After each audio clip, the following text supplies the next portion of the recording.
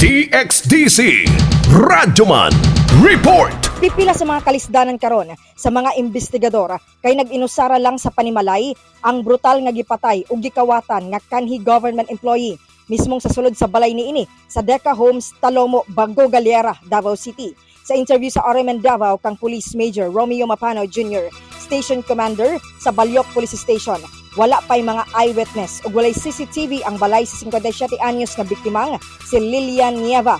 Napalgan kining wala na kinabuhi sa iyang igsuong lalaki sa sulod sa iyang balay niadtong Biyernes, Setyembre 29, 2023. Ang biktima adunay 44 ka mga samad dinunggaban sa lawas ug nawala usab ang iyang iPhone 12 ug undetermined amount sa assorted jewelries.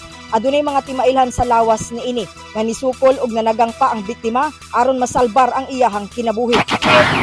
Walay maka-istorya, walay maka-account kung kinsa mga previous niya transaksyon. Kaya yung pagumangkon man lang, ang last niyang uban katong pitsa 25.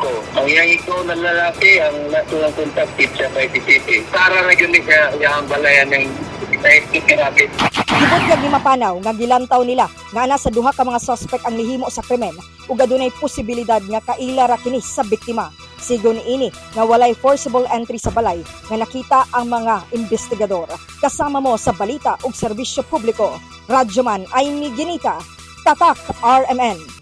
RMN News, Diretso Balitang Metro Davao.